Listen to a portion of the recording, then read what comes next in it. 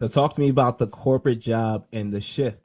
I mean, a lot of people work corporate while they're pursuing their dreams. Oh yes, absolutely. Sometimes the corporate takes over the dreams, and Ooh, sometimes the dreams take over the take over the job. So you yeah. got to talk to me because I could like really relate with that. So Yeah, in my journey, the dream took over the corporate. But shout out to my corporate company because the whole time I was there, I was still DJing, I was still rapping, and they supported it. Like if we were viewed like we were on a local television show, they would like play it around the campus, which was pretty cool. So I've always I have no regrets for being there because they always supported. I've DJ company events at the location. So that was really cool. They were a very supportive company. But one day, like I worked corporate America for 10 years and the Lord was like, but I complained about it after a while. I mean, it was an analyst job. You got out of college, that's what you want. You got a good desk job and you're doing what you love.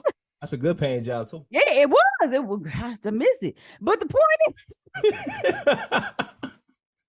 but I remember the funny thing though, I wanted it, but I guess I always still knew what I wanted in the back of my head. Because even the first thing I bought with my money that like my first paycheck was like a whole little studio bundle. Okay. I was like, yeah, I was like, so I definitely still wanted it. So that definitely was still in the back of my head. But I worked corporate America for 10 years and I would complain like the last probably 5 years. I had tried to shift.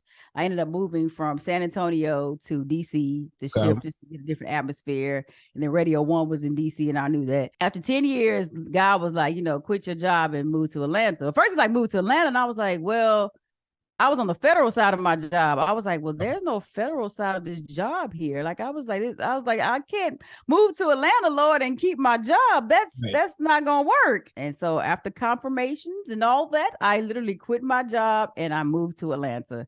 And I was like, okay, cool. Here I'm gonna pursue radio and DJing. I have a company called Eclectic Music Enterprise. I was like, I'm gonna just go with it. I'm gonna register it. I'm gonna go ahead and step out of here on faith. Thank God for family who lived in Atlanta. But it just, I'm big on alignment with God. When things align, then I know that's Him. So I asked my cousins, I was like, can I stay with y'all? They were like, yeah, come on. It was like too easy. I was like, okay, Lord, I guess I'm But I mean, when I tell you God has opened some doors and who knew a pandemic was coming, like I didn't know any of that was going to happen. Right. But God is amazing. He sustains and God is good. I mean, He really is. No complaints. Absolutely. I mean, you got to work hard and trust me, it's an adjustment. Like I said, you lose that corporate money and that money that that's coming every 2 weeks. You're like, okay. What am I going to do to get what am I going to do to get this? Exactly. Was there any emotions? I know like when I left okay.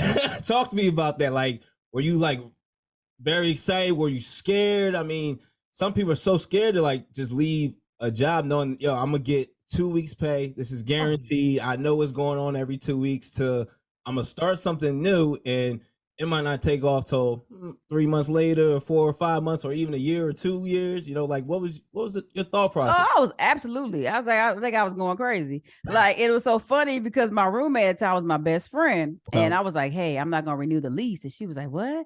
And her dream, she sings opera. I was like, "You saying you want to move to New York?" And I moved to Atlanta, so we were like, we cried and prayed and all that together. Funny, the weekend we moved her to New York and I moved to Atlanta. But I mean, all types of feelings were going through. I'm like, Lord, what am I gonna do if I don't make it? Like it's been trust me, since I've been here, it's been many a nights. I'm like, Lord, did I make the right decisions? It's been many of crying nights in the bed, like, Lord, I just ain't gonna make it. It has been many, many, many of those nights. As I say, this journey is not for the weak, and the weak at heart and the weak at faith.